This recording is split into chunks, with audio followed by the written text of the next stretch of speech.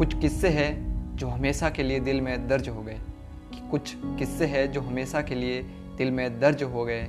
मैं ये कभी नहीं भूल पाऊंगा कि मेरी खुशियाँ खरीदने में मेरे बापूजी खर्च हो गए। किसी बेटी से पूछ कर देखिए कि उसके लिए पिता क्या है। नमस्कार, जय हिंद दोस्तों।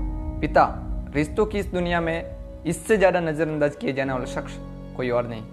अगर माना जाए तो इस दुनिया में सबसे बड़ा दर्जा माँ का होता है। इसलिए माँ ने हमें गोद में यूँ उठा रखा है और वो ज़मीन पर बैठी है तो पिता उस ज़मीन को अपने दोनों हाथों पर उठाकर चलता है।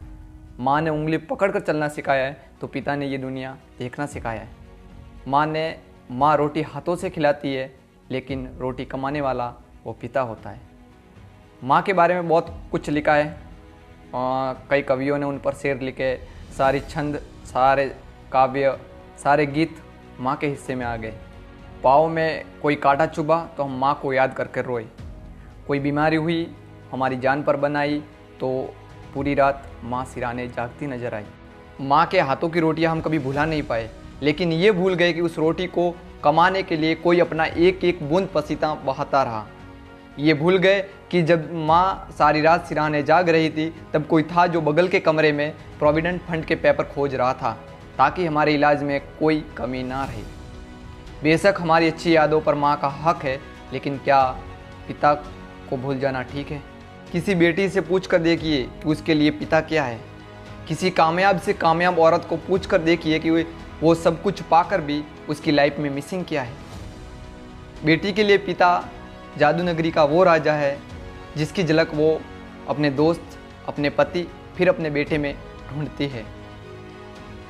कोई भी व्यक्ति उस लड़की को कितना भी प्यार क्यों ना कर ले, लेकिन वो उस फ्रेम में कभी फिट नहीं होता जिसमें उसके पिता उसके लिए खाली जगह छोड़ गए थे। क्यों? एक छोटा सा वर्ड हम दोस्तों यारों में बार बार बोलते हैं। किसी ने पानी का गिलास दिया तो थैंक यू, किसी ने हमें बैठने के लिए सीट दी तो थैंक यू, लेकिन उस शख्स को हमने कितनी बार थैंक यू बोला जिसने शायद हमारे लिए पानी का गिलास तो उठाकर नहीं दिया, लेकिन हमारे लिए दिन रात पानी की तरफ पसीना बहाता रहा, जिसने अपनी खुशियों के तमाम दरवाजे बंद कर दिए ताकि हमारे लिए नए दरवाजे खुल सकें।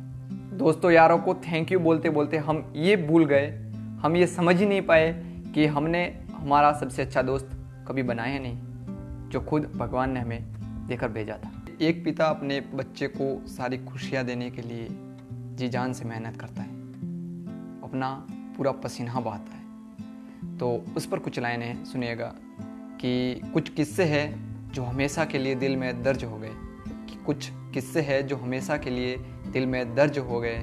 मैं ये कभी नहीं भूल पाऊंगा कि मेरी खुशियाँ खरीदने में मेरे बापूजी खर्च हो गए। मैं ये कभी नहीं भूल पाऊंगा कि मेरी खुशियाँ खरीदने में मेरे बापूजी खर्च हो गए। ये सैक्रिफाइस है एक पिता का। फिर भी आजकल कुछ लोग पिता को महत्व नहीं देते।